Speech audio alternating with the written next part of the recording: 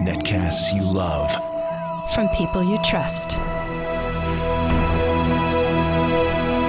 This is TWiT.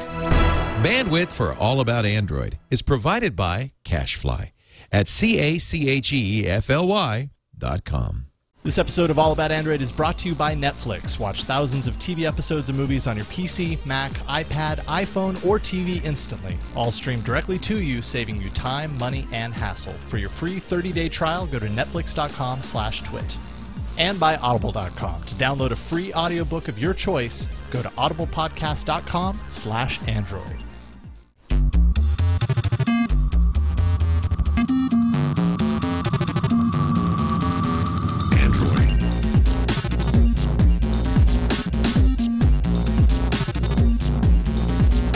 Welcome to All About Android, your weekly source for the latest news, hardware, and apps for the Android faithful. This is episode Sweet 16, recorded on July 11th, 2011. I'm Eileen Rivera. I'm Jason Howell. And I'm Ron Richards. Do you like that, Sweet 16? Sweet 16? Yeah. I was trying to figure out if it was Sweet 16 or Swee 16. I didn't hear the T at the end of that. I was trying to figure it out. I swear I didn't have a drink before the show. But then you didn't give like a perplexed face at the end of it, so I was like, oh. Well, she meant to do that. Okay. Well, I wanted, like, last week I was thinking, 15, quinceañera. I was just, whatever. But let's stop all the shenanigans, shall we? Yeah, let's. We have a great guest on the show today. I'm sure a ton of you who watch our show are readers of Android Central. And we have Phil Nickinson here. Thank you so much, Phil, for joining us today. Hey, thanks for having me. How are you guys? And you probably didn't know what you were getting yourself into. But we really appreciate you being on the show, Phil. That's how I like it. You know. Well, bring it. we're going to bring it. We're going to bring it today. This week we're going to be talking about sharing tips on how to save your battery life, why I'm in love with my new phone. Google's got a new e-reader. And then there are patents. Patents. Lots Listen here, and people. lots of we got patents. We got your patents here on All About Android. Yeah. But, That's right. Well, speaking of patents, I guess we should just dive right into it. That's right. The Nortel patents are in this week's news. All right. So, if you hadn't heard, I think this kind of all this news broke, and it's pretty significant. It broke kind of right around the last time that we recorded early, so we kind of missed it on the last episode. But U.S. and Canadian courts today actually have signed off on a $4.5 billion Nortel mobile patent sale, which results in Rockstar Bidco Group, love the name, which is comprised of Apple, Microsoft, RIM, Ericsson, EMC, and Sony having complete control over around 6,000 mobile patents. 6 companies effectively banded together during the June auction to attempt to prevent Google from winning, which potentially has far-reaching consequences for the Android platform, as I'm sure you can imagine. Google isn't very patent-rich, I wouldn't say. So joining us today, we have to basically talk about the implications of this deal is Matt Macari, and I'm trying to get him on the Skype line here. I'm sharing all of these inputs here. So hold on, Matt. Hey, there we go. Matt, hey, thanks so much for joining us. Hey, thanks for having me. Now, Matt Macari, you're a patent attorney. You're also a patent blogger at litigatingapple.com. Yep, that's right. There we go.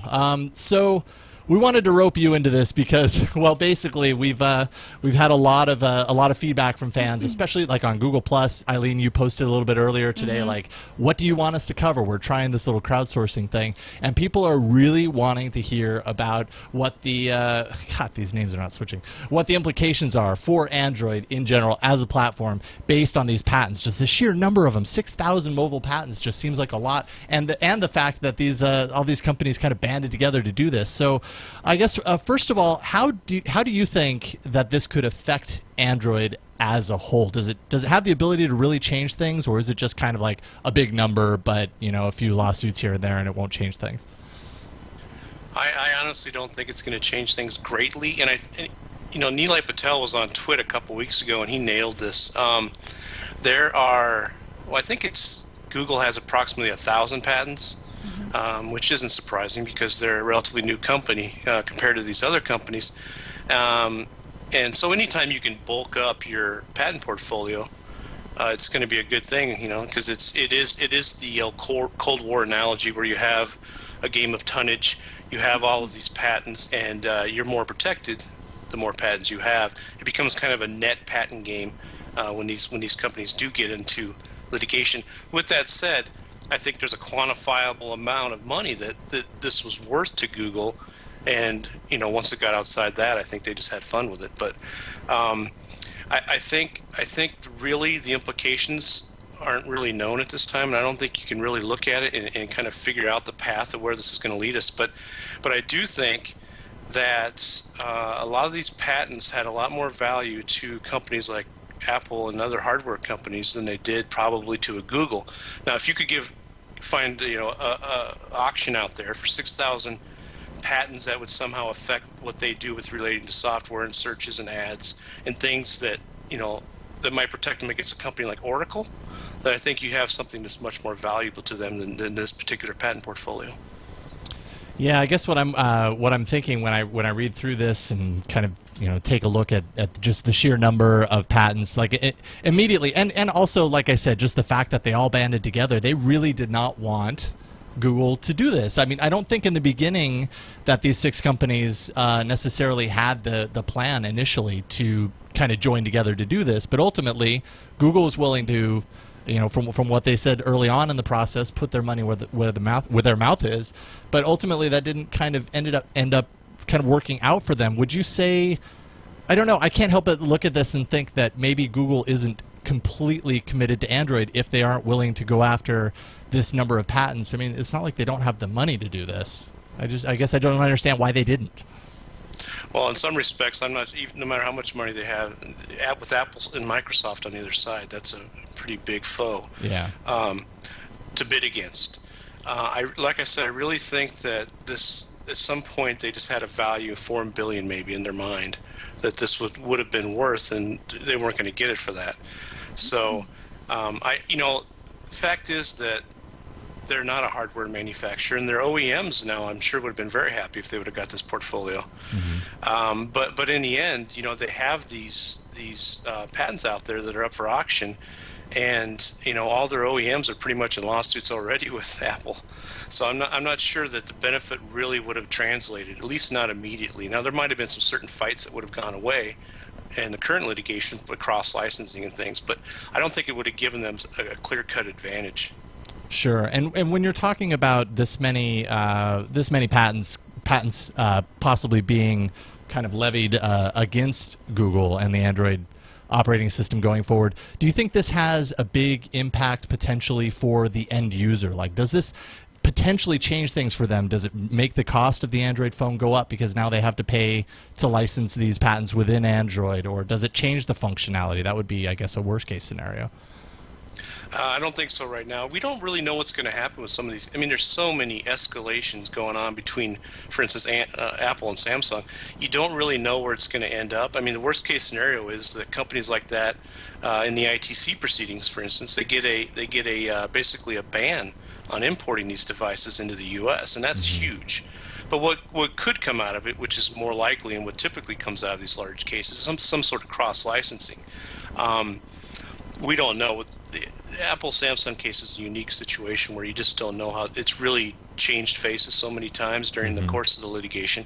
But Google, I mean, if you look at it just from Google's perspective, their interest isn't always the same. I mean, how they can protect their OEMs with this patent portfolio isn't even clear if they had it. So therefore, the value, I think, is limited. So it's really up for grabs. Obviously, a big focus of all this was for Apple and Microsoft was just as much to make sure Google didn't get it than for them to gain it and get real value out of it. That was definitely part of the key value for this portfolio. This may be a dumb question, but were all the patents hardware related? No, Do we even know? Yeah. No, Okay. I mean, 6,000 patents, a good chunk of them are Canadian and American and U.S., as you can imagine.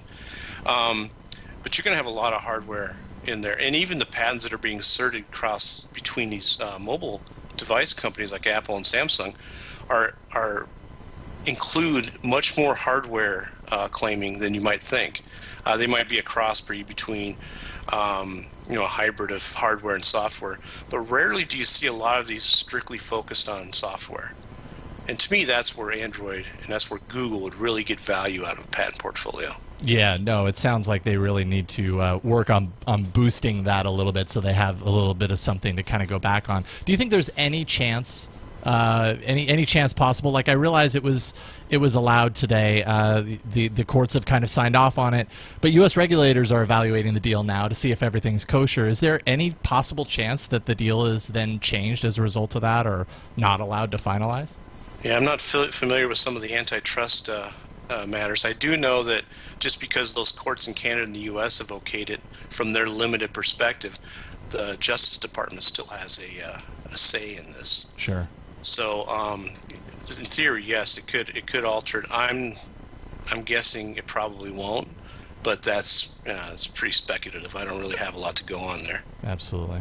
But we aren't talking doom and gloom for Android right now. I think the end user just wants to know, we're just reading all these blogs. How does it change things? How does it change things really for me? Are we not going to be able to do this show anymore? I mean, like, honestly, what does that mean? There's no doom and gloom here, right? No, I don't think so. I think you're talking about 6,000 patents, and of those, we don't even know how many are really valuable. In a sea of 20, 50, 100,000 patents between all these companies. So it's a part of the puzzle, and some of them may come into play later on in lawsuits, but I don't think it changes the game much. Okay. Well. Awesome. Well, hey, we really appreciate you coming onto the show to kind of share your insight. That certainly helps me a lot. I mean, when I get to these patent stories, I'm sure there are a lot of other people that kind of feel the same way. There's just so many angles, and it gets so complex. It's hard to know whether you see something like this, and like you said, Eileen, it means doom and gloom. For does it absolutely change what I'm used to getting on my Android phone, or if it's just not that big a deal and a couple of lawsuits, and they're paying a little bit more, and everybody's happy. So. So we really appreciate you coming on, Matt, and kind of sharing your insight. Where can people follow you and find more about the work that you do? Well, I'm iMacAZ on Twitter, and you got it up there. Litigatingapple.com is where I blog on all things tech, patent, Apple. Try to stick within that arena, but I have a website for my firm as well. But that's the primary place to get a hold of me and watch me. Awesome. See what I'm writing. Right on. Well, Matt, thanks again, and I'm sure if we get another patent story, we'll probably be knocking on your door. Well, great. It's only fun to some of us. Yeah. Well, for the rest of us, to bring someone on that can actually talk about it at detail, it's very helpful. So thanks again, and have a wonderful night. Great. Thanks. Thank you. Thanks, Matt. All right, Eileen, you've got something a little bit lighter, I would say. Lighter? I don't know, just a little bit less... I know. Less implication, but pretty awesome. Yeah. Okay, last piece of news here. Who watched the space shuttle launch? Oh. I did. Yeah? Pretty awesome, right? Well, I'm sorry. Jason. Phil, did you? I did. I had my daughters watch it with me. They didn't understand or care at all. Okay. Well, there's a little, right? Just a little bit of Android news. Along the Space Shuttle Atlantis launched last Friday with some very interesting cargo. 2 Nexus S phones. Hello. Which will turn 3 satellites into remote control robots. Way cool, right? So we're at the point now where we're controlling satellites with the Nexus phones. Like, has NASA run out of everything to do? Like on the last trip, they're just like, hey, now we can control the satellite with our phone. There it is. There's the orbs there, controlled by the Nexus S phones. I think that's pretty cool. Are they powered by Lego Mindstorms too? Or? Sorry, we're on a roll today, Ron. I wonder, why? I mean, that's really cool. I just don't, okay. So our Nexus S going to be up floating around in space for a long, long time then as a result? Possibly. Well, they're going to be outdated pretty soon. They're in the shuttle. I guess the important point to make, too, is that they brought up Android phones and not iOS phones. So there you go. Oh. If you're looking to see what the NASA-approved phone is, it looks like it's Android. Hey, so Brian Hannafin wrote in, and he sent us an email at aaa@twit.tv, and he said, have you heard about free games which try to trick your kids into an app purchasing to continue to play the game? Check out Bug Village, which is unfortunately one of the featured apps on the Android market right now. My understanding is Bug Village times out and forces you to wait 15 minutes before you can continue building your colony. Unless, of course, you pony up some money, buy virtual coins, which allows you to continue the game sooner. My 5-year-old son, who can't quite read yet, was prompted by this game to purchase coins this afternoon. Of course, he just wanted to click buttons until his game continued, and he ended up purchasing 10 coins for $2.99. Wow, I guess it could have been a lot worse there. That's not the worst thing in the world, but still, point taken. There is no refund period for in-app purchases, by the way. Apparently, I'm lucky, as some searching revealed that one 5-year-old racked up $450 of in-app coin purchases on this game in about 10 minutes. And I actually did go to the site as well, the market link for that as well, and found a few other people in the comments who were kind of complaining of the same thing. Phil, you said in prep that you know a little something about this firsthand. Is that right? I've got a 5-year-old daughter who loves using the Galaxy Tab 10.1, and she loves playing Cordy on it. And if you haven't played Cordy, I don't know, how do you describe Cordy? It comes by default on it. Mm-hmm. It's a cool, like, 3-dimensional thing you run around. It's almost like the new Mario games, right? But the big thing about it is you can customize your Cordy and make them look however you want them to look. And of course, she wants to make them pink with flowers and stuff. And oh, but Dad, look, there's a hat right there, and all I have to do what are those 3 letters? B-U-Y? No, don't click it, don't click it. So, did you end up out any dollars because of it? Dad, I accidentally bought something. Nice. See, watch. So yeah. How much money did you lose, Phil? Oh, like $5, man. Oh, okay. Yeah, I made her work it off in the backyard. So. Okay. Not the worst thing in the world, but still the fact that that's so easy to do. I actually put out a call on Google Plus, which turns out is a great way to crowdsource and end up with all of the answers publicly available. So you can actually go to the show notes at twit.tv/AAA and find everybody's feedback in regards to this. But I mean, there are just there were a lot of people that said that they've only heard about this in iOS, and I've definitely heard about this a lot more in the iOS in-app payment system. But there are some people in here. David, my 5-year-old grandson, did it in Bug Village, so there you go. Somebody else kind of backing up the Bug Village claim. Talking Tomcat, which is actually, if you've never heard of Talking Tomcat, it's this little like virtual animal. I have it on my old Droid at home that essentially repeats what you say, but a little bit higher. Purchase? Well, I didn't know that there was an in-app purchase, but every once in a while, if you press the wrong button, it pulls up a menu of a bunch of other talking characters that you can go to. Way. But you can't buy it directly from the app. It actually takes you to the Android market. But if you've got, you only have to hit once, and if you got, I guess, if you have a smart enough kid, suddenly it's being purchased. Definitely not my 1.5-year-old, but she's not quite at that picking those buttons apart thing. She just kind of taps it endlessly. Just wait. It's I think we'll see there more and more. I mean, now that in-app purchases are on Android, I mean, like my niece plays this on the web. She plays this Moshi Monsters game or whatever, and they have a currency in the game that isn't tied to dollars, but it's just like, hey, that food costs 30 things or whatever it is. And so a 5-year-old isn't going to make a connection between the game currency and actual currency, and you give them a tablet with the game on it, and they're just going to say buy, buy, buy, buy, buy. So you got to watch that. Totally. So you know what?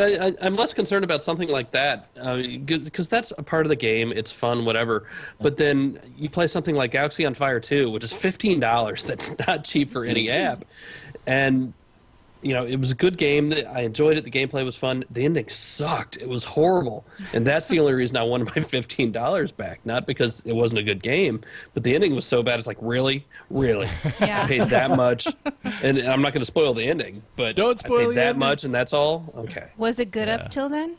It was good. Yeah, the gameplay was good. It took enough time for, but it's a long kind of drawn out strategy type thing, but not really. And so there are parts that are difficult and parts that aren't. But the ending was just so lame. It's like, no. I mean, it's like they spent all the money they could spend on the gameplay and the development of that and just totally forgot that it was like Avatar all over again. That's Nice. Ding. Touche. All right. Well, definitely check out the thread. There are a few things in there. A couple of people, actually, Heather in there also complained about their child just navigating to the market and purchasing 2 useless to her apps because it's so easy to do. I mean, I guess it's easy on one hand, that's great, and we want that. On the other hand, just be careful when you're giving your phone to your kid because it sounds like there are ways that they can rack up some dollars for you. But I don't know. Maybe we'll start to hear more stories along these lines to kind of match the iOS thing that's going on as well. So now, after that, we can actually get to hardware. All right, Eileen, go for it. All right. Well, in the news, Samsung's Galaxy S2 becomes the company's quickest selling phone. 3 million in 55 days, and guess who has one? Who? Oh, you! Ooh. Nice. All right. Might be me. Let's get one of those. Well, let's see. I will confess that I lost my Nexus S several months ago. I think I may have confessed that. Have been using Leo's Nexus S for a while. He's been very generous. You know, ultimately, in order for me to get a new phone, I'm going to have to pay full price. Or, you know, keep borrowing, which I don't want to do. And I have been sort of salivating over this phone. I've been talking about it for weeks on end, about this phone. And a lot of our listeners have been saying, this is a great phone. Just when you get it in the U.S., just get it. I went to Amazon, bought an unlocked version for $600. Very expensive, I know. And I have since put my iPhone AT&T SIM card in it. And yeah, you're making the step right there. Well, originally when I first got the phone, I put my T-Mobile SIM card in there, and I only got Edge. And so I used it for a couple days, and then I got a little adapter for the AT&T SIM card, and I made that step, you guys. I made it. That's a big step. It's My important. iPhone is now my kind of Your iPod secondary. Touch, in a way. But let's get back to the phone. Yeah. This phone here. I don't really have too many bad things to say about it right now. I've only had it for 4 days, so this is sort of like a pre-review of the phone. 4.3-inch display, and we could take a look at it here. AMOLED. It's pretty. What I've got running right now is TouchWiz, the new TouchWiz interface. It's really interesting because they have given me a ton of crazy apps that I had never expected, and 3 Game Hub apps. I don't know why I need 3 of them, but let me see. And then what's really crazy about it is that I can't really organize it the way I want to. I'm going to put Go Launcher X on this right after this show because I'm done with TouchWiz. Yeah. It's not horrible to me, and I'm guessing and I'm hearing this is the latest TouchWiz, not the TouchWiz that other people have on their other Galaxy or Samsung phones. Am I correct on this? That's different. That's different than what you'll get on the on any of the U.S. phones right now. Right. So there's 100 Gameloft, Game Hub, and then I have another. One. So there's a lot of crap. There's a lot of crap. There's a music shop. There's a music hub. You know what I do like though, if I can find it. See, this is the Readers Hub.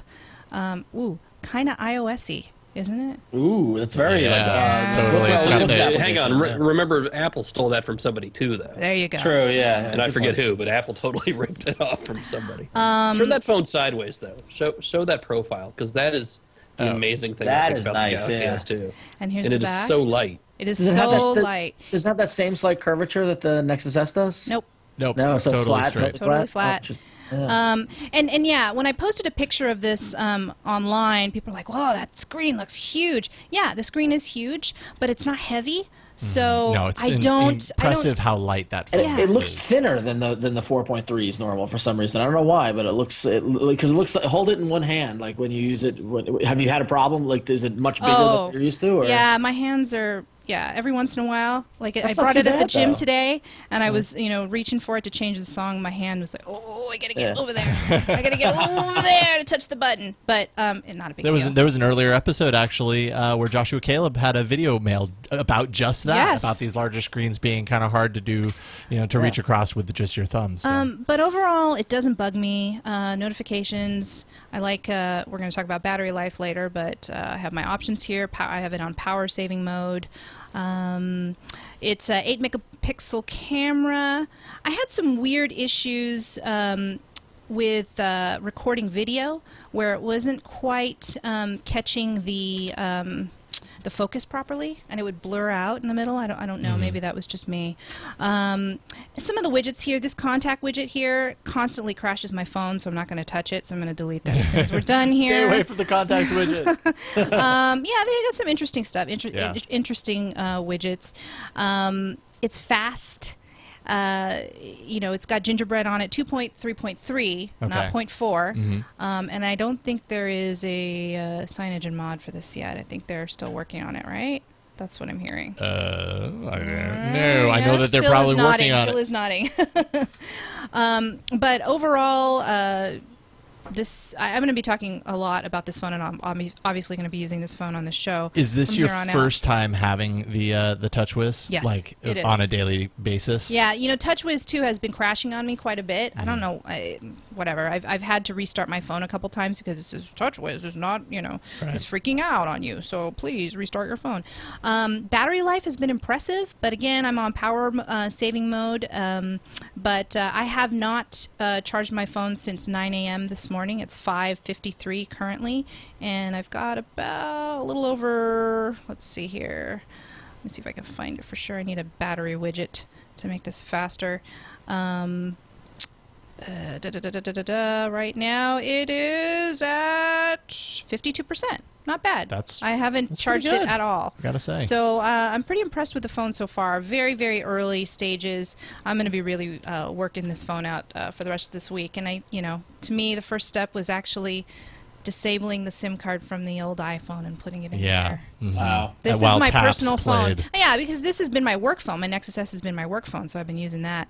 It's a different number, but this is my personal stuff. So I made the leap, guys. Awesome. Wow. Well, congratulations. It's the first step into a greater world. I know. But I'll be talking more about it. I'm still discovering, things about the phone. Sure. But thank you to all of you out there who have emailed and said, just get it already. And I just did. Have you had much time, any experience with this phone, Phil?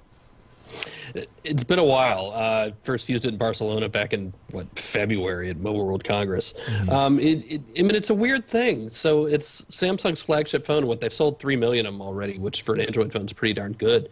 And I'm totally expecting to get versions of it here in the States. So I had my European editor Alex Doby review it for us because I don't want to review the same phone 5 times again this year. Totally. Yeah. Understood. But I think we have not a lesser version in the Samsung Infuse on AT&T, but kind of lightweight, right? So it doesn't have the dual core, but it's very much the same thing. And really, for anybody, I have no problem saying you will just be amazed at how light and thin this thing is. Yeah, that's immediately what you get when you pick up this phone. It's just that it's super thin, super light. My complaint with Samsung phones in general is just that it has that kind of plasticky-ness to it, and that's probably why this phone is really light. That's probably part of why it is the way that it is.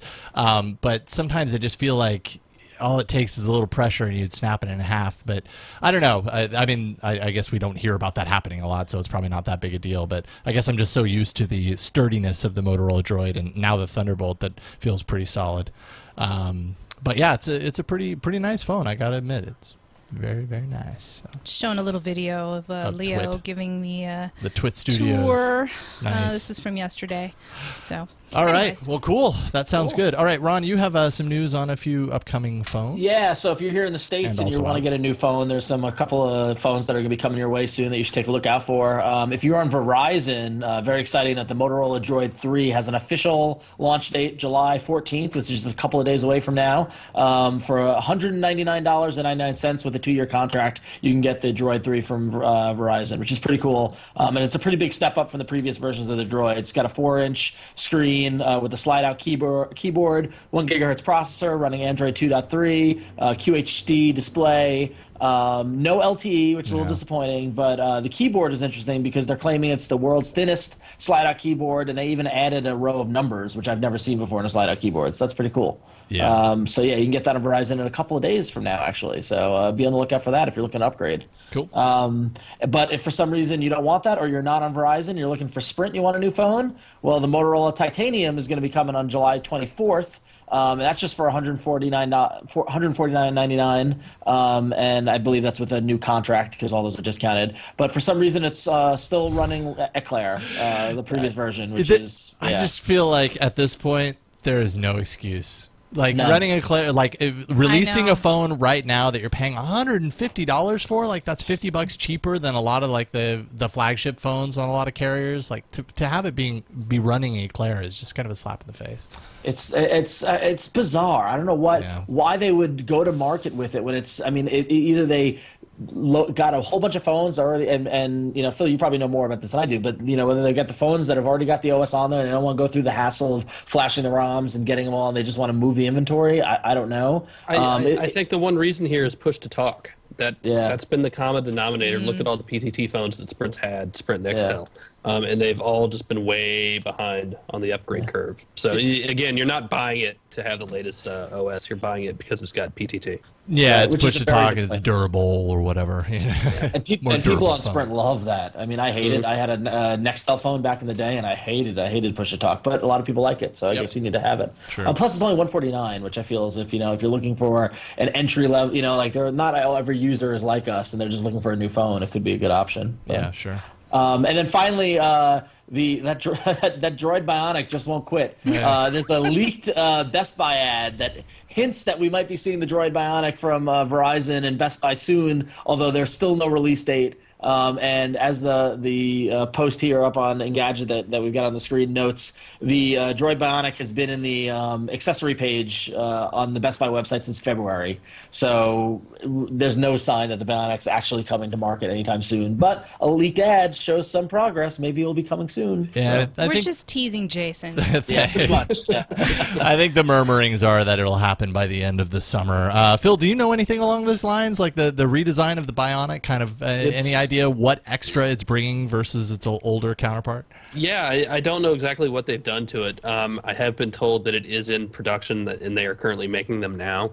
And the numbers my source gave me were actually kind of surprising. You know, I've had this weird thing with Verizon for a while. It's like, all right, they dumped 5 phones on us in January, and they're redoing one of them. But this is the same Verizon that, and I'm going to bring it up, everybody, the same Verizon that killed the HTC merge. So they are not beyond seeing what's going on just in the whole ecosystem and scrapping things and redoing them. And that's good. I think that's good for everybody. But it's a little confusing. So I've been kind of holding off on the Bionic. But yes, it's coming in some way, shape, or form, at least as of today. That could change in 12 hours. Yeah, it seems like, and we've talked about it a lot on the show, but it seems like one of the phones on Verizon that I would probably end up getting, just because it kind of sounds like it has a little bit of everything. The fact that it's been delayed as long as it has kind of has me a little bit worried that it's going to be one of those things where it's eagerly awaited because it's taken so long to come, and then finally when it does, it has that one like missing thing. And it's like, oh, then there's that part. And I think they needed to differentiate somehow, because you have the Thunderbolt, LTE 4.3 inches. Then you have the Revolution, which is a really nice phone from LG, except for it's got Bing on it. And in fact, I need to publish my review eventually. But that was kind of my conclusion of it is, well, if that's going to be your differentiator, you need to find a new one, because nobody's going to go buy an Android phone with Bing because it has Bing on it. That's so bizarre. Yeah, it was the strangest thing. And remember, the Merge had Bing on it back when I saw it last October. It still had Bing. So I'm glad they killed it for that reason. Yeah. So, I'm thinking they're going to bring something a little different to it. Maybe they're still waiting on video Skype to work on it. I don't know. Oh, man. Well, apparently they could be waiting a lot longer, because that takes forever to roll out to all the phones as well. All right, well, cool. Well, let's move on to the ad, because I totally and completely spaced it. But this episode of All About Android is brought to you by Audible.com. Audible.com is a leading provider of audiobooks with more than 75,000 downloadable titles across all types of literature, fiction, nonfiction, periodicals. They cover it all. For listeners of All About Android, Audible is offering a free audiobook to give you a chance to try out their service. I actually have only recently started using Audible, and I absolutely love it. One of the audiobooks that I'm actually listening to right now, I just started it. Can't say that I'm like the over-the-moon quintessential Rolling Stones fan. I love Rolling Stones music, but I'm not like its true like catch everything that they do follower. But Keith Richards' Life unabridged audiobook is on there. It's 23 hours, so it's a long listen. But Does he read it? No, it's read by Johnny Depp, actually. Oh, that's pretty cool. Yeah, Johnny Depp. and he does a pretty good Americanized impression of Keith Richards. But so far it's really good, and I'm probably like maybe 2 hours into it and really enjoying it. So you can find that as well as tons of other audiobooks. To download them for free or another one of your choice, you can go to audiblepodcast.com/Android. Again, that's audiblepodcast.com/Android. I do want to mention that they have an Android app, and I am currently reading In the Plex. Oh, and the Plex is great. And yeah, so you get 2 books if you use our code. And I would really suggest this one if you're an Google fan. I've just started. I'm only 3 hours in, so I've got a lot more. This is like 20 hours too, but it's great on the drive, and you can see it here running. Oh, there we go. Give you details of the book. Once you're done, you could star it. Gives you descriptions, chapters. You can bookmark things and put notes on it. What I like here, then you can see my entire library here. Look, I'm also going to start reading Life. Probably after In the Plex, I don't know. But yeah, and then there's a store, there's news, lots of settings here for the app. Yeah, it's a good one. So there you go. Right on. Awesome. Well, definitely check it out. Again, that's audiblepodcast.com/Android. All right. So here we go. Let's hop into. Can we hop into, or do I have something else? Do we want to talk about the Nook? Yeah, let's do that. The Nook Color leading e-reader sales for the first time ever as tablets lag. So IDC released a new report with some interesting takeaways. First, the Nook Color is ahead over the Kindle, which is pretty sweet. Oh, you have... There you go. You brought it in. I did. I have my little show and tell. Cool. Well, it's a little zoomed in. There we go. I feel like, what is the distinction between the Nook as an e-reader and not a tablet? It's a really good question. I think it's kind of a hotly debated. Email and web. But I don't know. I mean, I guess, yeah, there are apps in here as well. I mean, the Nook is basically it's a walled garden tablet, but it's essentially a tablet. Like an unhacked and unrooted Nook. Like from yes, it's touted as an e-reader, but it's not just an e-reader. They have the app marketplace. You can put Angry Birds on it. I mean, it seems to me like it's a tablet, but I might be splitting hairs. Yeah, no, I mean, the greater functionality is there. Obviously, the ability to root it makes it even more of a tablet, but, out of the box for the majority of people who are getting it and not rooting it, you're right. It still has a lot of that functionality. Definitely has that functionality that differentiates it from something that's a dedicated e-reader like a Kindle that I guess has a little web browsing, but I wouldn't consider a Kindle a tablet. Well, and the biggest difference, don't forget, is the price.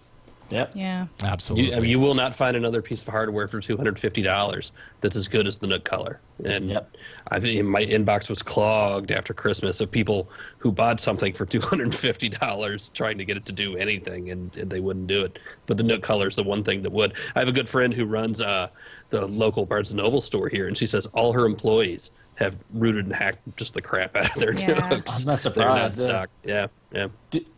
Phil, do you know what the little hook at the bottom is for? I've heard there's an antenna in there. Oh, that's the antenna that wraps around it. Oh, maybe it could be the antenna. Yeah. I don't know. I love the little Nook crazy, but it grew on me. So.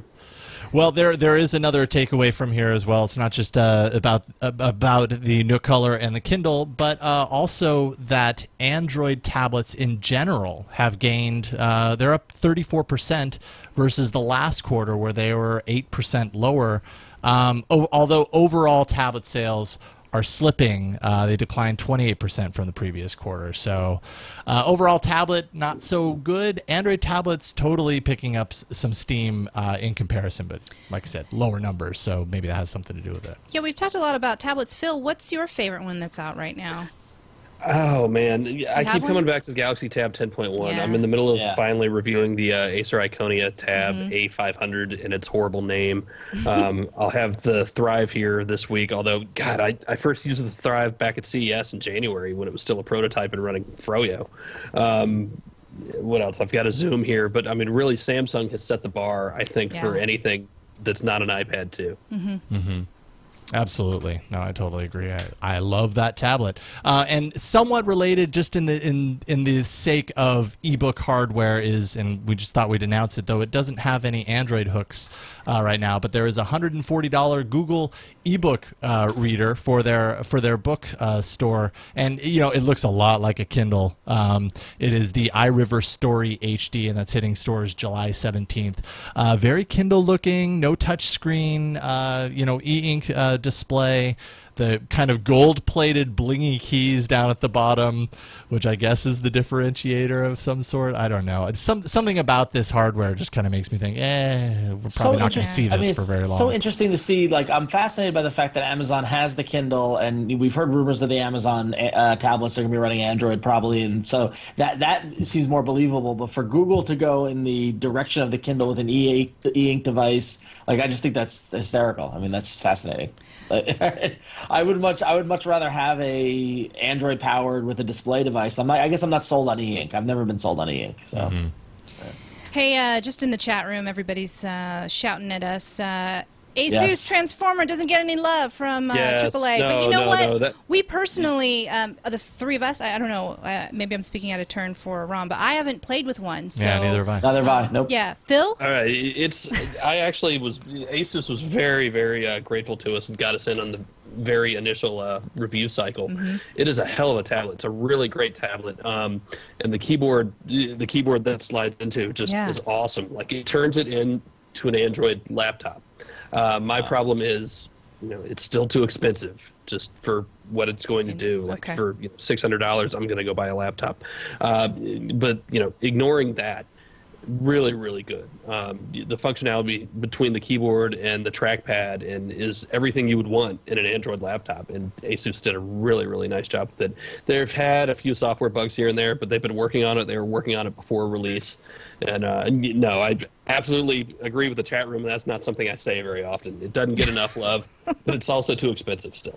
Okay. Yeah, and that's going to be prohibitive. I think that's kind of been the common theme is it's got to be priced on par with the iPad or lower to really kind of compete against it. It's such a behemoth to compete against, and if it's priced outside of that, it's really hard to expect massive amounts of people to buy into it unless it brings something ridiculously different than is on the market that people have to have. I'm not sure the transforming form factor is something that people absolutely have to justify that. So, hey, Ron, why don't you take the next email? Sure, yeah. So Sam in Canada wrote in about a topic that's kind of close to my heart in terms of UI and fonts. But he says, Jason's little comment about old man eyes reminded me to write into you guys about a problem Android has for the longest time. Why is there no system-wide font setting?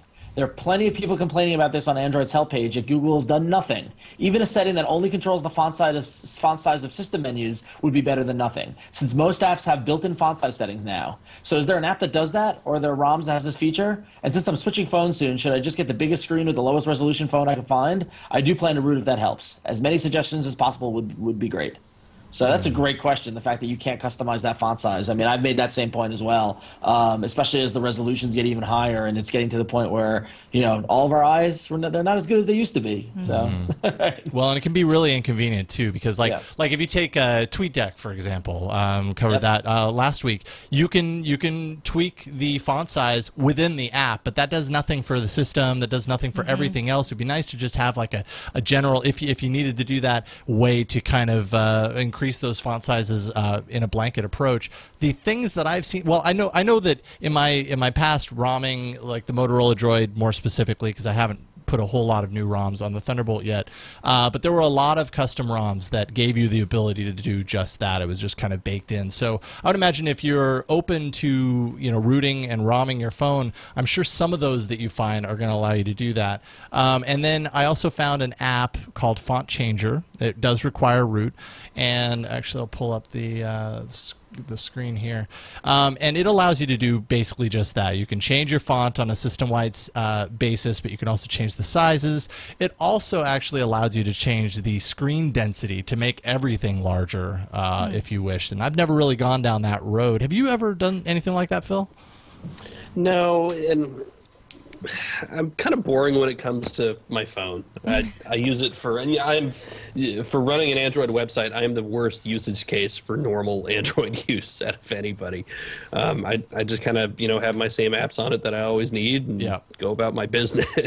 Make it functional and to do the things that you need to do. Well, so yeah, I mean, if you want to root your phone and install this app, definitely send us an email, aaa@twit.tv, and kind of let us know how it does. I'm sure there are other ways to do this. This was just one of the apps that I found that actually has between 1 to 500,000 installs on it, and has a pretty good rating, 4.5 out of 5 stars in the Android market. So it looks on the surface that font changer root would be what you are looking for. So check that out. All right, let's move on to the apps section.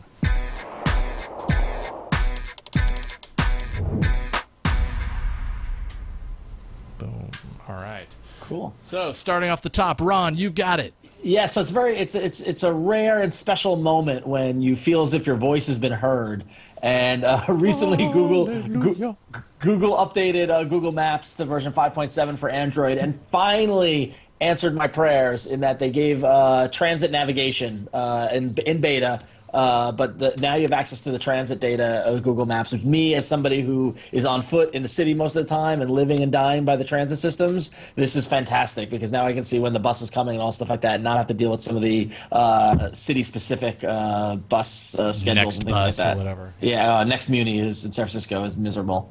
But yeah, so it's a really welcome change to Google Maps 5.7, and also they've updated the access to directions, basically making the app. That's the one. The Google Maps app with Android is one of those apps where I see the most rapid iteration happening. I feel like because it's such a great no-brainer kind of app that you're on your phone, we're all traveling, we're in the car, we're doing all crazy things like that. It's great to see that team really working hard to update it and make it as good as it can be. So yeah, I mean it's just a killer app for the platform. Is one of the first ones that it's actually probably one of the few apps that I use on a regular daily basis, just the navigation alone. I would love to see the offline maps be integrated into navigation and not just downloading a map for an area. It would be really cool to kind of cache those.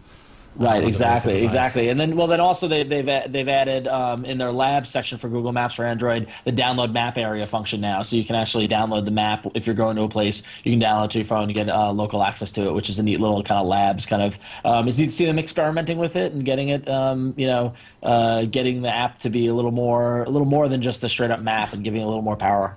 You've already downloaded that map. I tried that one already. I need to go but that's somewhere great. else. And I think when you download a map using that, it stays on your phone for I think 30 days or something, and then unless you tell it to stay longer, it'll just kind of delete itself after 30 days. So if you're traveling someplace, you're going for vacation or whatever, and you want to use the map, you can cache it in advance. And oh, see, there we go. Downloading the map area within 10 miles of your location. That's really cool. That's really cool. Rope that into navigation somehow. And I have to imagine that's on their path. Yeah. That's coming And up. the maps themselves are so much faster now. I don't know what they did, but think back to December when Andy Rubin was at All Things D and first talked about vector graphics and how the maps were going to get faster. And they did a little bit. But with this 5.7 update, it just flies now. That's awesome.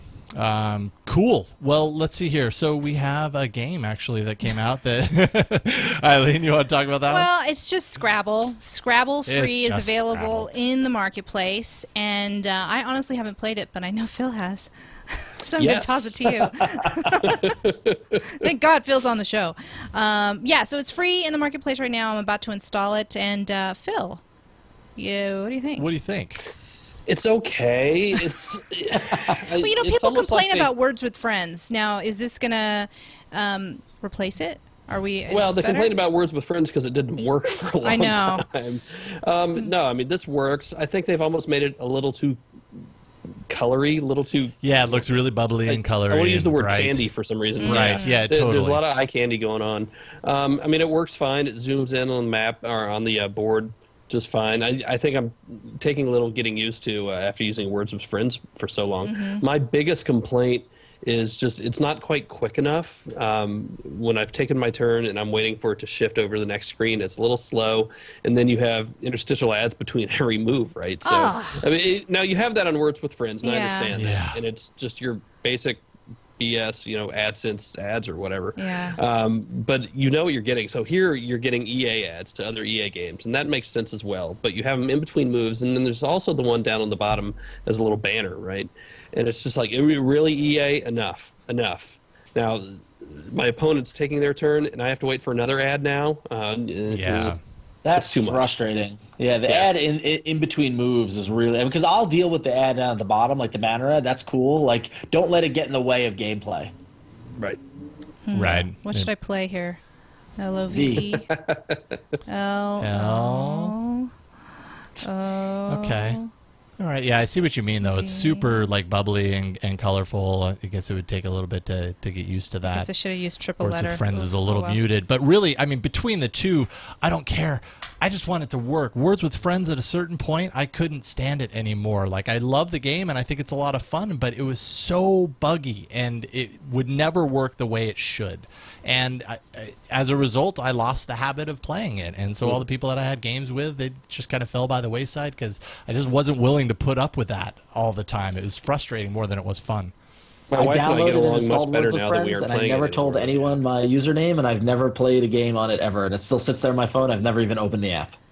Oh, I see what you're saying about the ad. But you get the little X in the right-hand top corner. You can exit out, right? Right. Yeah. Yeah, It's but same, still a same pain. as Words with Friends. But on Words with Friends, they do it a little differently. Like, well, potentially. Sometimes they put the X up at the top. Sometimes they put a little OK button down at the bottom. You know, they kind of throw you for these loops, and you have to follow. This their is thinking. something, you know, provided that it actually works really well. I would pay for this. So get rid You of would the pay ads. for it to work well. Yeah, Have yeah, a paid version. Yeah, absolutely. So bring it. I think it's interesting to note L33T or Leet probably in the chat room says that if you turn off data and Wi-Fi during the game while you're using the app, the ads won't appear because you cut it off to the internet.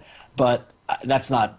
I mean, like that's if you want to go dark on your phone and play the game. I don't care about the ads that much. Totally. Yeah. So. Okay. Well, All right. Well, there it is. Scrabble for free. I do wonder if it's for free now or if it's just gonna be for free. You know, 'cause sometimes they release it free and then they change it. But because it's free in the Android market, that's probably how it's gonna be. Does EA do that with other games, or are they all paid? I guess I don't know. I haven't played many of the EA games on Android. There's a lot that you pay for, but Yeah. I'm not quite sure if there's all a free version as well. Right. All right, well, let's do a quick email at aaa@twit.tv. Let's see here. Kyle wrote in to say, my Android phone is my family's primary phone. We dumped our landline over a year ago. Looking at my phone records, 90% of the incoming calls are from toll-free numbers, and there are a lot. Do you guys know of a good, inexpensive app that will let me dump calls from these telemarketers based on a wild-carded phone number match?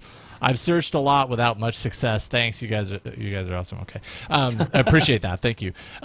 So I did a little searching. Probably came up with a lot of the same results that you did. But first off, I had a lot of people that recommended Google Voice.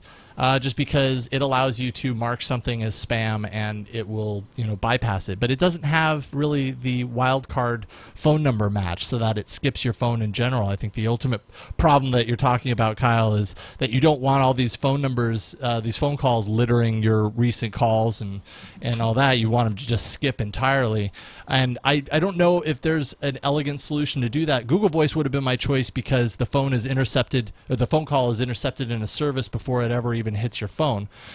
So you can mark it as spam, and I know that it will just be filed away. It'll never actually make it to your phone. It'll be filed away, so you'll still probably have a message waiting for you on Google Voice. But that might not be the best solution for you. Droid Block is another one that allows you to block incoming calls with numbers in a blacklist. But then again, they're incoming calls. It has to see the call coming in before it can match it to the blacklist, and I think it would still litter that list on your phone. And then Mr. Number is another one, which actually has pretty good reviews. It's 4 stars out of 5. Lets you you can do a number of things with this, but one of them, of course, is block calls from people that you don't want to hear from again. I believe it also has, you know, a blacklist that you can kind of link it up to, as well as the last one, which is Call Control, a free app, and it protects your privacy. It says by stopping unwanted calls and texts. Actually, it's interesting. I got a junk like telemarketer text over the weekend. I had no idea why or how or what, but yeah, I got something randomly. So every couple months I get a call from a Spanish telemarketer. Oh, Hola! I've been getting the telemarketer text messages. I just got one earlier that was telling me I have a secret crush, and the reply yes to get my crush's name now, just $9.99. that sounds like Reply a yes Facebook now. app. I know. of some I was about to sort. say, are you sure somebody isn't messing with you on Facebook? Wait, those things are spam? I thought they were real. Did you take the quiz? You took the quiz. You didn't took the quiz, didn't you, Phil? He's silent. No comment. All right. Well, anyways, if you know, Kyle, you can check those out. I hate to think that those are the same ones you came up with, but I did a little bit of searching and asking around. So maybe one of those would work. And if you haven't been using Google Voice, that might be as close to a solution as you can think of. It might require a little work in advance, but hopefully that helps you out. Before we move on, let's do another ad. This episode of All About Android is brought to you by Netflix, streaming thousands of TV episodes of movies directly to you, saving you time, money, and hassle.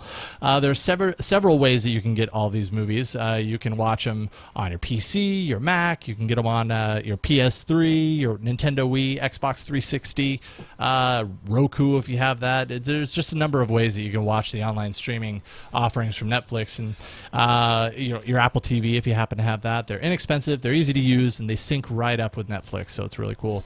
With Netflix, you can watch these movies. There's TV shows instantly using any of these devices. There's also an Android app out there as well on select devices, so check it out. You might have a device that can stream movies, which is pretty sweet. And whichever way you choose, you can watch as many of these movies and TV shows as you want, anytime you want. You can cancel anytime. So here's the good stuff. Netflix today can be yours free for 30 days. Go to netflix.com/twit. And be sure to use this URL when you sign up. That way you get the free trial. It's netflix.com/twit. And, see, there's a lot of movies that you can watch here. I'm watching Party Down. Potted Down. Great That's a show. Yeah, I'm Great only show. 2 episodes in, so It gets so much. It's so yeah, good. because it's a little weak right now for the first 2 episodes, and I'm like, okay, I know it's going to get better. It will build, and by the end of the whole run, you're going to be loving it. It's going to be awesome. Yeah. Last year, I did a whole Veronica Mars run on Netflix, and this is the same executive producer, a lot of the same actors.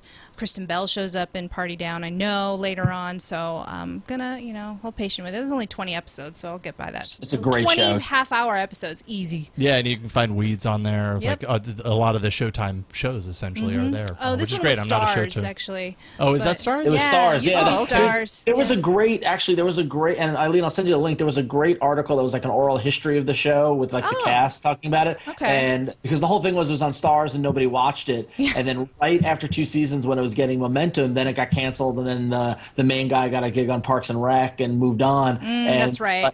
like everybody that was on the show, it was one of those like Arrested Development kind of things where like the people who watched it were like, "Oh, it's great," and my camera's going out of focus. I'm sorry. Yeah, I'm not sure what that is. But it was a great show, so glad that you're watching it on Netflix. Right on. I will have to check that out. So again, that's netflix.com/twit, and we thank them for their support as always. All right, it's time. Let's jump into the arena. 2 enter, 1 lives. Android Arena. Note, it's actually 3, not 2. Okay, so last week we talked about Twitter apps, and okay, so here's the good news. There's actually the poll that we ran last week is still up, so it wasn't disconnected and missing like it was on last week's poll that we tried to cover. But the downside is, for some reason, the percentage points of each vote and the pie graph is not representative of what actually happened. So we'll just go by the total number of votes. Twidroid Pro did win with 183 total votes. TweetDeck came in second with 106, and Twitter for Android, the official Twitter app, came in third. I with told you. 90 votes. I knew it. I knew I'd get coming last on that one. It was the not sexy choice. Everybody, TWiT Pro. But yeah. ultimately, all in all, it's not like. Well, TWiT actually did really well in comparison, but as it should have. I was very good. Thinking it was going to be a little bit closer of a race, and it kind of was. But TWiT Pro, maybe I have to check that out again at some point. I use it more. Obviously, it's my main Twitter client right now. I'm not going anywhere. It's it. I just keep finding new features. You can actually post to Facebook on it. Didn't even notice that. There's like a little, slide menu there once you do your tweet. There's just so many things that I keep discovering. It's one of those almost too many features apps, but as long as it's got the basic stuff, yeah, you're done. Cool. Worth the price. All right. Well, so this week we wanted to talk about battery-saving apps, and I think this will be an interesting discussion because we all kind of spent a little bit of time with our battery-saving apps. And Phil, I know you have some input on this as well, but we'll start off with just kind of covering the apps that we spent time with, and I think the results will surprise you. How's that for a tease? The thing is that we talked about apps, and then we started to change it and said, "Oh, well, let's do a segment, and we'll just talk, and we'll give tips on how to save battery so this is life." Kind of and both. then, and Jason, you were like, "No, but these apps seem to get really good reviews in the Android market." So I thought, okay, let's go back and do the arena. But we're also gonna just mention some tips. Yeah, outside general of apps. battery saving tips as well, because I think battery issues just in general, it's a very, very common problem with phones in general, but with some particular Android phones. Not naming any names, but the Thunderbolt can be pretty bad with. I guess I am naming names. All right, hey Ron. So why don't you talk about your app first? So the rule, we're just going to talk about the app, and we're not going to pass any judgment on the concept of battery saving, or are we gonna? Or can I filter that in as I talk about it? You can filter in. Just do it. Talk about it freely. Because I was, when we said we were going to do this, and I apologize for my camera. The autofocus keeps going on wonky. I'm sorry about that. Cut away from me. Go to my app. So I looked at Battery Foo, which was a. I like the name. Yeah. So my whole thing about the battery apps is that they just I started on Android on a G1. And that made me learn how to use my phone correctly and use and manage my battery well to extend the lifespan of it. So I feel as if I've already been in the trenches trying to have like a phone that used a lot of data, drained the battery really quickly, and I learned little tips and tricks on how to save your battery life. Whether it's dropping your screen display down to the lowest setting, having the screen timeout go off after 15-30 seconds, keeping Wi-Fi off, keeping GPS off, only turning it on when you're using that stuff. So all that stuff I already do ingrained, but for whatever reason, I understand that not everybody has that training, and these apps do help them. And so looked at Battery Foo, and what I thought was really funny about it was in the description on the Android Marketplace, it's like claim to fame is that it gives up to 4 days of battery life on a G1. Really? And I was like, wait a minute. Why don't you just update that to a more recent phone? So I get the feeling that Battery Foo has been out there for a while, and he does put in a warning saying that it hasn't been tested on 4G. So I get the feeling this is more aimed at kind of maybe older phones. That was kind of my experience with it. But essentially what Battery Foo does is it actually works when you install it. It tells you to install AP Android, which I'm not sure if any of the other apps made you guys do that or not. But AP Android is basically another app that allows you to control the use of your phone and connecting to your carrier. So through the data transfer networks and that sort of thing. So it calls for using of that. And then there's a bunch of settings in Battery Foo that then basically just allow you to control when your phone's data controls come to life. So basically what you can do is you can set a certain sleep time. You can say, listen, don't make any data calls for 30 minutes. And then when you after that 30 minutes, wake up and sync my accounts, have any apps that need to data check in, basically controlling the flow of data going from your phone to the networks. It also has the ability to, there's an online mode and an offline mode. So with one touch of a button, you can just go offline and kill the phone, any data connections. You can also control how much data is happening when the screen is on or the screen is off, or when your charger's plugged in or not. So it's a neat little way to control what data is being sent and received by your phone in an effort to save your battery. The idea being that if you use data less, your battery will last longer. There were no real indicators of what my battery level was, or what making this change would improve. There was no battery energy levels or anything like that. So I thought that was a little bit of a misnomer. It's just mainly a connection controller. with the idea of saving battery control. So I used it. I didn't really notice any big difference in my battery use. And I'm probably, after we do this, I'm going to uninstall it because I don't need it. But that's just me. So basically, I'm conceding this week's poll because I'm not a fan of these battery apps. That's fair enough. That is absolutely fair enough. So again, that app is Battery Foo, and yep, and I believe it's free in the marketplace, and it does suggest that you install AP Android as well for it to work as the best as it can. Yeah, so. I think in general, this battery apps, and we'll talk about this a little bit more, kind of end up in the your mileage may vary camp. Some people tend to get really, really good results out of battery saving apps. Maybe they have it configured better than other people.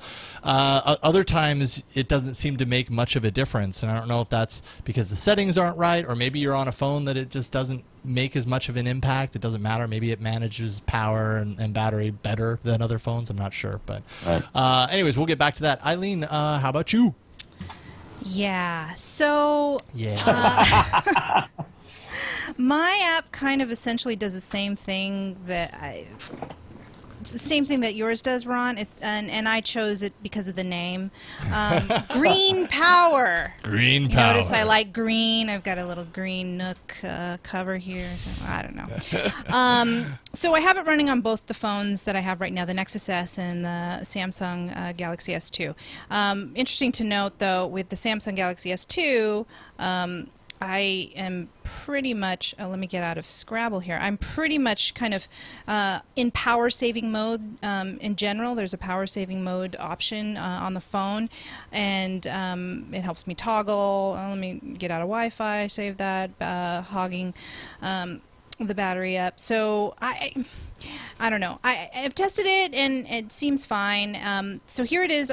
The real test was on the Nexus S because I've been complaining about the battery life forever about it. And the other thing, though, I have to say about today, I haven't charged this phone since noon, I would say, and it's at 81% right now. But I also haven't been using it because I've been using my Samsung Galaxy S2 most of the day. So when you launch Green Power, really all you need to do is tweak the settings to your specifications. You're going to tweak your Wi-Fi settings. You're going to tweak when your mobile network is turned off and on. You're going to do, there's so many different settings here. Traffic settings. This is day mode, and for an extra $1.69, you get the app without ads, and there's a night mode that will help supposedly manage your battery life overnight and turn off automatically things like and go automatically to airplane mode, for instance. You don't have to think about it. It'll just do it for you. So once you set up everything to your liking, you just leave it, and it just runs and turns on and off based on, cell towers, based on, the strength of the Wi-Fi and whatnot. And okay, so idly, the phone is at 81% and I haven't touched it. I haven't really played. Normally when I have this running idly, it will just drain, the battery just drains anyways. And I don't have that many notifications running. So I don't know. I mean, it seems like it's doing the job. I guess I'm like you, Ron. Just turn down your brightness. Maybe turn off your GPS.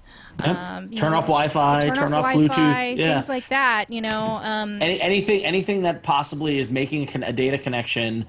Basically, I'm in the habit of I just turn it on when I'm going to use it. That said, the fact that this idly is at 81%, that's kind of. Normally it would at least be at 60 by now with minimal usage. So maybe it's working, I don't know, but I've done all the other things too, like really minimize the brightness, which I hadn't really done before. So yeah, that's Green Power, and there's a free version. That's the one with the ad that I was describing. So and it supports most phone types, but it doesn't necessarily support all Gingerbread phones yet. But most everybody's on Froyo anyways, so. Right. All right, so that's Green Power. Now, the one that I have, I actually paid a little bit of dough for.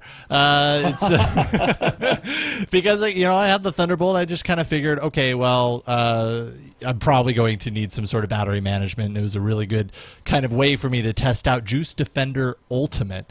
Now, there are 3 levels of Juice Defender. I wish there was an easy way on their site to kind of compare the features against each other, because it's kind of hard to tell exactly what is in the free version versus the plus version versus the ultimate version. But obviously the ultimate version gives you total and complete access. The free version, I know for a fact, just kind of gives you a couple of preset profiles that you can run with. And I know on my Motorola Droid, I used the free version to kind of make sure that my battery would last through the day. But in doing that and using their profiles is doing a lot of things with like a broad brush. It's deactivating your data quite a bit if you're using the higher powered profile. So when you do things like turn on your phone, it's not super quick to respond, and that might take a little getting used to.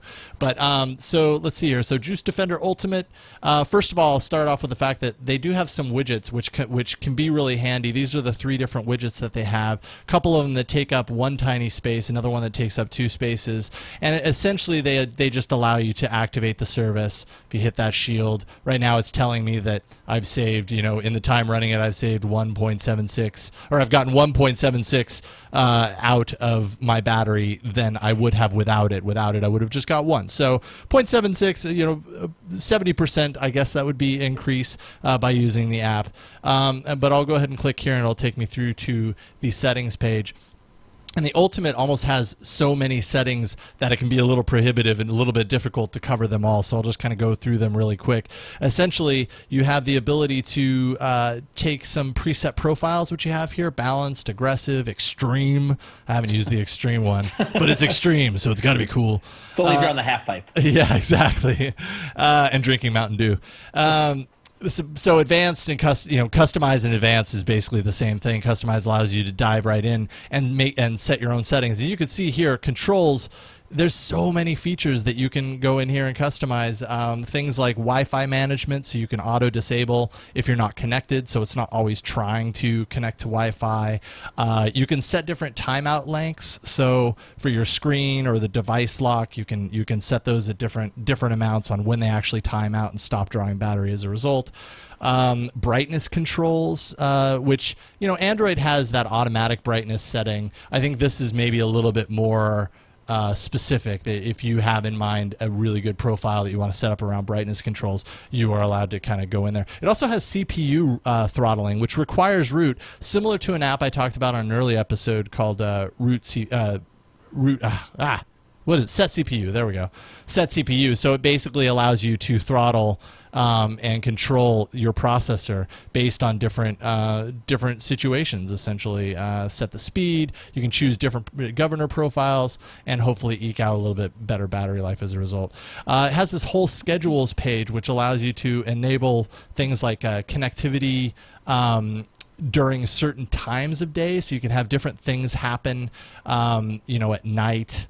During peak time, on the weekends. You can basically set up these profiles so that they're very specific to the time of day. Like I actually have a nighttime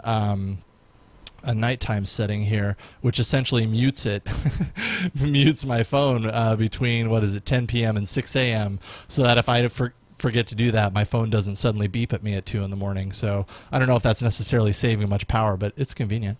And then triggers essentially gives you a lot of customization around what kind of events enable Juice Defender to run. So you can set a battery threshold. You can choose to do that. Does it do something different when it's plugged into a charger?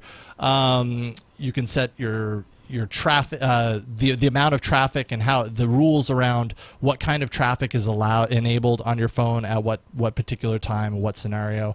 Apps, which I found was really, really useful in the sense that when I was running this without making any sort of tweaks to the apps section, Google Music, for example, I'm streaming music from Google Music. I turn off my display, and the profile was set for when the display goes out, it cuts off data connectivity. And so at first I was like, wow, that's really inconvenient. That's a serious downside. Well, being able to program different profiles around different apps allow you to do things like, say, if Google Music is running, keep data open so that it channels that data through. Once it's closed, then turn on your normal rules.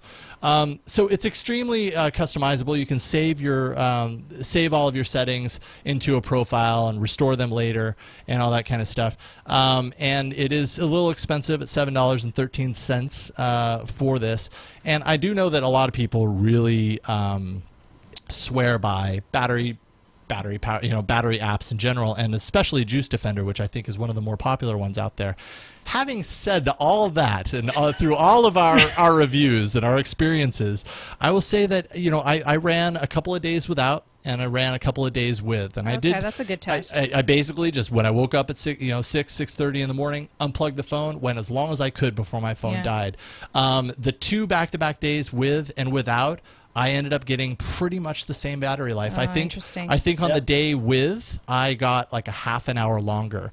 But I was using a little bit more data that day. So it's really hard to tell because, in your head, you can't necessarily quantify exactly how much you're using it and whether it's doing a good job or not. Juice Defender does give you the ability, like I said at the beginning of this review, to kind of see what your battery life improvements are. It's a number that they pick, and who knows how accurate that is. But it was kind of striking to me that, 2 back-to-back days, about the same, maybe a little bit better, but then again, I was using more data. And then I did a few more profile tests, and one of them was just horrible. And I thought I had spent extra time, like really setting up a really customized profile and taking the time to really think about it. And I must have missed something because I hardly made it through, 3/4 of that. So I don't know. It just feels like your mileage may vary. Well, the thing, the Juice Defender, it looks like that has all the things I wanted out of a battery app. Battery Foo, it does have a widget just to turn it on and off and uses the notification pane, but like having a widget with some data and giving me some numbers and showing me the percentage of battery saved or having control of those profiles, that's really cool. But at the end of the day, it sounds like it's almost like having a carbon monoxide detector in your house. You want it, you think it's doing its thing, but you never actually see it do its thing because you never have a carbon monoxide leak. So that's true. That's a really good point. I took a quick poll on G+ last week and got a lot of great tips, and we'll put that in the show notes as well. But overwhelmingly, I also noticed that those that were running a custom ROM, specifically Cyanogen 7, were very, very happy and much happier with their phone after they did that. Had a brief conversation with Leo yesterday. We were supposed to root his phone, but he couldn't wait. I had a difficult time trying to schedule the Cyanogen guys on our show. And he just couldn't wait anymore because he was just unhappy with his G2X. So he went ahead and did it himself. And he has Cyanogen 7 running, and he's actually really happy with it as well. Yeah. In terms of battery life and performance in general. So, Phil, what do you think about all this? Do you have kind of a take on these battery apps? Do you guys not have plugs where you are? This isn't the first time I've asked this question. Why do people have such an aversion to plugging in their phones? Why do you need to shut down everything on your phone at night? Just plug it in. Now, that said, I need to shut everything down because otherwise the damn thing won't shut up. But these things are meant to be used. If you're paying, $3 and $4, and if you're buying outright $500 and $600 for a phone, and why do you want to turn it off all the time? Yeah, totally. Now, I have LTE where I live, and I have horrible battery life on it, but I'm using it. Right? I want to use this phone as much as I can. Now, full disclosure, my company sells batteries, right? We make a lot of money off them. So, but that's how I would prefer to work. I'd rather just have to shove in another battery at, 3, 4 in the afternoon or noon on the Thunderbolt. But yeah, right. I don't want to have to worry. Yeah, I don't want to have to worry about whether I have data connectivity because I'm worried about battery life. Well, this is I want to be able to use. I can play devil's advocate to you on that. In that recent, so for example, next week I'm going to San Diego Comic-Con, and I will carry my plug with me, and I'll plug in my phone in the panel rooms and things like that. But when I go out at night, like, and I'm using Foursquare and I'm texting and everyone's talking, it's gonna hit like midnight or so, and I'm gonna go. I watch my battery go down to like 12%, and I'm like, like I know I've got 4 more hours of being out and hanging out, and like I'm not gonna be near a plug. I'm gonna be in a club. I can't plug it in, and and especially with the Nexus S, where it's hard to get this plastic case off and pop in another battery. I want to extend my battery as long as possible. So totally. That's pretty much. I mean, I guess if you're traveling a lot, that's where it kills me. Exactly. And, you go on vacation and we go to conferences matters. all the time, and it's a pain. And then I'm looking at the phone dying. I don't have an opportunity to plug in the phone all the time. So, but like you, Phil, I like to run my phone the way it's meant to be used.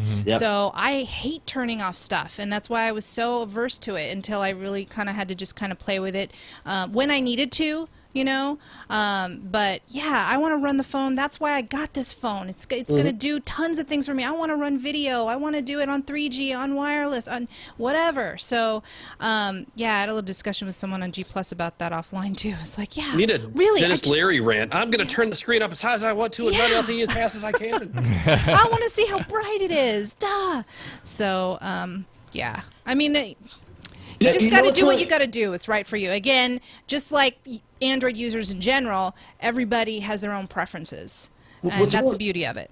What's really funny is that you actually find yourself getting used to it. Like the first thing I do on my phone is I lower the brightness down to practically 0. And then the other day, for some reason, I hit the auto brightness or something like that, and the brightness went all the way up, and I was like, oh. I've never seen that before because I've gotten so used to it being on a dimmer kind of setting. So it's actually you can train yourself to think that's the normal use. Yeah, right. Well, and just power widget, power bar widgets in general. There's one that I think ships with almost every Android phone. I would guess, anyways. I've seen them on any Android phone I've used. The power widget, and it gives you the controls, the ability to control things like screen brightness just by the push of a button, or turn it into airplane mode or Wi-Fi on off, whatever. Making it easy for you to actually use it and not have to dive into a menu in order to make these quick settings where you're probably not going to do that on a whim. I use that widget probably more than any because so that widget combined with, you can download, I forget the name that I use, but there's a ton of them in the marketplace. Yeah, it's the power widget from Android combined with the one space widget that just gives you percentage of your battery. So like, for example, on my main screen, I've got one little square that just tells me I've got 68% right now. And because I don't trust the little indicator in the notification bar, like that thing there's zero accuracy on that. Yeah, and sometimes it doesn't even have a numerical value associated with it. It's just a little icon. And you're like, well, that does me no good. Yeah, no, but getting this one little widget that tells me, and it changes whether it's green if it's like over 50%, under 50% it goes to yellow, under 20% it goes to red, and then I just look at my phone quickly and know whether I need to plug it in or not. Yeah. So, are you happy? And plus, also the other thing to keep in mind too is that if you can't get to an outlet, a trick I've used is USB cable into your laptop. Yeah, exactly. It's not a ton of power, but it'll give you a little boost to get you to go wherever you're going next. So, what were you going to say? Do you worry about it more if you have a numerical value up there with it, or do you worry about it less if you just have a little bit of green space that might or might not be accurate? I go for the percentage. I want the number, basically. So that's me. Yeah, and that's my personal preference. I have like this built-in distrust of any battery reader after using my Motorola Droid for so long, where I would have it fully charged and it would go down, normally about a third of the way, and then suddenly it's like 20%. It would just jump down there. I'm like, I don't even trust you anymore. There's no indication. That's why I actually used Juice Defender on my Droid to begin with, because I didn't trust it. But I think ultimately what these apps do, they might get you a little bit of extra battery life depending on how you set them up, but you also deal with a lot of consequences like we've talked about. But one of the big consequences that I ran into is just not being able to use your data right away when you wake up your phone. It might have to reconnect or renegotiate with the antenna, with the just your connectivity in general, whether that's Wi-Fi or 3G or whatever. So suddenly you're waiting for your phone to kind of negotiate before you can actually use it again. And that's really annoying.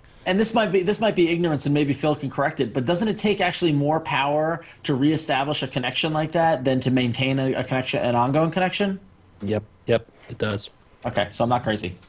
No, you're not crazy, Ron. At least not for that reason. Yeah, exactly. not this time, Ron. Maybe next time. All right, so cool. Well, I think that's a really good discussion around battery life, and probably not the way you thought our coverage of battery apps was going to go, or maybe it was because you agree. But anyways, you can vote on your favorite battery app. Go to poll.cm/81. And it's poll.cm/81. Battery saving apps. What's your favorite? Battery Foo, Green Power, Juice Defender Ultimate. Man, there's some people in the chat. They're like, I'm not going to vote on this. Yeah, just abstain. That's fine. You can abstain. That's fine. I mean, you can also just go ahead and buy an external battery or another battery for your phone. Yeah. I mean, there's so many options, to recharge. But we're just talking about, trying to save. Well, we get a lot of questions about battery saving apps, and just because they don't necessarily work for everyone doesn't mean we shouldn't absolutely talk about them in some capacity and go through these issues together.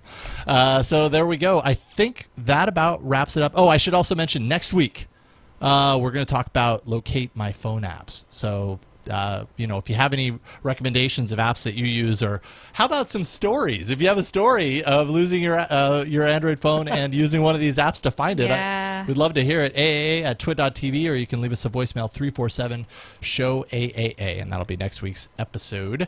And Phil Nickinson, thank you so much for coming on to the show and helping us out today. Hey, thanks for having me. Absolutely. So why don't you just let people know where they can find your stuff and follow you all around the interwebs? Oh, I am on AndroidCentral.com 372 and a half days out of the year. That's not good enough.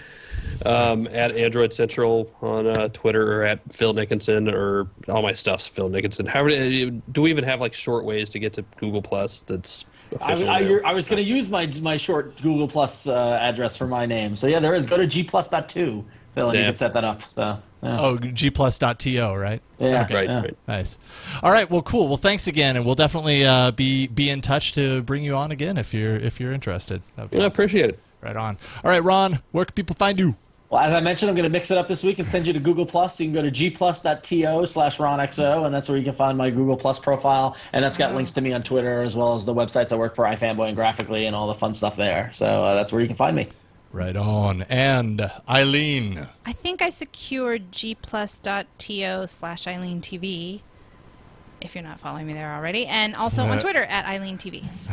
Right on. And I am at Raygun01 on Twitter, and I also am gplus.to /Raygun01 on G+. So check it out there. We get a lot of really cool show-related discussion going on there. So if you haven't had access to Google Plus yet, or if you're on there, definitely check it out, because we're starting to kind of integrate those comments into the show more. It's a really good platform for kind of crowdsourcing stuff for the show. So we plan on using it much more. So be there. And that is it for... Eileen is gplus.to/EileenTV. Oh, thank you. So thank you very much. Phew. Yeah. Phew. I thought I got that. All right, so that's it for this week, everyone. Voicemails, leave us 347-SHOW-AAA. You can email us and video mail us, aaa@twit.tv. You can hit us up on Twitter at Android Show. You can check out show notes, twit.tv/AAA. And finally, you can catch us live every Monday from 5 to 6 p.m. Pacific at live.twit.tv. That is it for this week, folks. Thanks so much. We'll see you next week on All About Android.